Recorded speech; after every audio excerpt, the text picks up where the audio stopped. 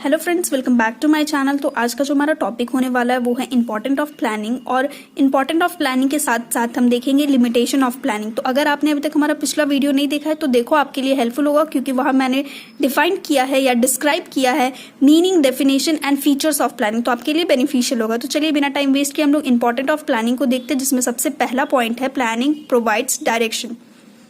Under the process of planning, the objective of the organization are defined in simple and clear word. It outcome of this is that all the employees get a directions and all their efforts are focused towards the particular end. तो यहाँ पे बताया जा रहा है कि जो planning होता है वो ऑब्जेक्टिव को अचीव करने के लिए बनाया जाता है। ये सिंपल और क्लियर वर्ड में होता है ताकि लोगों को आसानी से और अच्छे से समझ आ सके, और इसमें एक डायरेक्शन प्रोवाइड किया जाता है एम्प्लॉय को, ताकि उस डायरेक्शन के अकॉर्डिंगली एम्प्लॉय अपने काम को कंप्लीट करे, ताकि उन्हें ज़्यादा मेहनत करने की ज़रूरत ना पड़े और काम को आसानी और अच्छे से पूरा किया जा सके। वही हम दूसरा पॉइंट देखते हैं, planning reduce risk of uncertainty. Planning is always done for future and future is uncertain. With the help of planning possible change in future are anticipated and various activities are planned in best possible way. तो यहाँ पे बताया जा रहा है कि planning जो होता है वो फ्यूचर के लिए बनाया जाता है, और फ्यूचर जो होते हैं वो हमारे अनसर्टेन होते हैं, वो कभी फिक्स नहीं होते, वो चेंज होते रह सकते हैं। तो प्लानिंग की हेल्प से हम लोग फ्यूचर में होने वाले जो भी एंटिसिपेटेड होते हैं, जो भी हम लोगों का लॉसेस के बारे में जो भी बातें होती है, उन सबको बेयर करने के लिए हम लोग एक प्लान बनाते हैं, जिससे कि हम लोग को बेस्ट पॉसिबल वे से प्रॉफिट मिल सके। वही हम थर्ड पॉइंट की तरफ मूव करते हैं, planning reduce overlapping and wasteful activity. Under planning, future activities are planned in order to achieve the objective. Consequently, the problems of when, where, what and why are almost decided. It puts an end of overlapping and wasteful activity.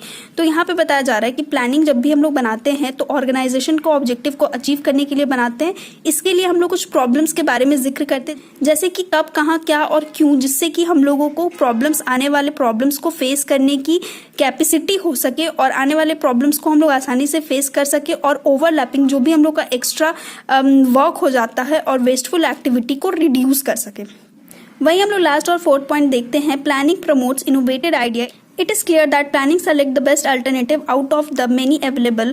All the alternative do not comes to manager on their own, but they have to be discovered. It leads to the birth of innovation and creative idea. तो यहाँ पे बताया जा रहा है कि जब भी हम लोग प्लानिंग को बनाते हैं तो बहुत सारे अल्टरनेटिव में से, बहुत सारे प्लान में से हम लोग जो बेस्ट प्लान होता है उसको हम लोग सेलेक्ट करते हैं, और ये अचानक से नहीं बन पाता। इसके लिए हम लोग बहुत सारे डिस्कवरीज करते हैं, जिससे हम लोगों का जो इनोवेशन का जो लेवल होता है वो बढ़ जाता है, हम लोग को इनोवेटिव आइडियाज़ मिलने लगते हैं, क्रिएटिव माइंड हो जाता है, जिससे कि आइडियाज़ बहुत ज़्यादा क्रिएटिव हो पाते हैं। तो अभी तक हमने देखा इंपॉर्टेंस ऑफ प्लानिंग। अब जो हमारा नेक्स्ट पॉइंट आने वाला है वो है लिमिटेशन ऑफ प्लानिंग, जिसमें सबसे पहला पॉइंट है planning does not work in dynamic environment. Planning is based on anticipating on future happening, since the future is uncertain and dynamic. Therefore, the future anticipations are not always true. Therefore, to consider plan as the basis of success is like a lamp in a dark. तो यहाँ पे बताया जा रहा है कि जो planning होता है वो हमेशा सक्सेसफुल नहीं होता है, क्योंकि प्लानिंग हमेशा फ्यूचर के लिए किया जाता है, और फ्यूचर हमारा अनसर्टेन होता है, कभी भी बदल सकता है, और डायनेमिक होता है, बहुत सारे चेंजेस इसमें आते रहते हैं। इसलिए फ्यूचर के जो हम लोगों के प्रॉब्लम्स होते हैं, इसकी वजह से जो प्लानिंग होता है वो बहुत ही कम चांसेस होता है उसको सक्सेस मिल पाना। इसलिए हम कह सकते हैं कि प्लानिंग का सक्सेस होना उतना ही पॉसिबल हो सकता है, या फिर उतना ही चमत्कारी हो सकता है, जैसे कि अंधेरा में एक लाइट का चमत्कार होता है। तो चलिए नेक्स्ट पॉइंट की तरफ मूव करते हैं, जो कि है planning reduce creativity. Under the planning the activities concern with the alternative of objective of organisation are predetermined. Consequently everybody works as they have been directed to do and as it has been made clear in the plan. तो इसमें बताया जा रहा है कि जो भी planning जब भी हम लोग बनाते हैं तो हम लोग पहले से ही डिफाइन कर देते हैं कि किसको क्या काम करना है, और उसी के हिसाब से हम लोग डायरेक्शन देते हैं, जिससे क्या होता है एम्प्लॉयज होते हैं, वर्कर्स होते हैं, उनकी क्रिएटिविटी लो हो जाती है, उनको सोच की उनकी जो क्षमता होती है नए नए आइडियाज निकालने की वो खत्म हो जाती है। इसलिए हम कह सकते हैं कि प्लानिंग रिड्यूस करता है क्रिएटिविटी एम्प्लॉयज और वर्कर्स के। अब हम लोग थर्ड पॉइंट की तरफ मूव करते हैं, जो कि है planning involve huge cost. Planning is a small work but it process is really big. Planning become meaningful only after traversing a long path. It takes a lot of time to cover this part. During this entire period, the managers remain busy in collecting a lot of information so that organization is bounded of face huge cost. तो यहाँ पे बताया जा रहा है कि जो planning होता है वो बहुत ही ज़्यादा कॉस्टली होता है, कैसे?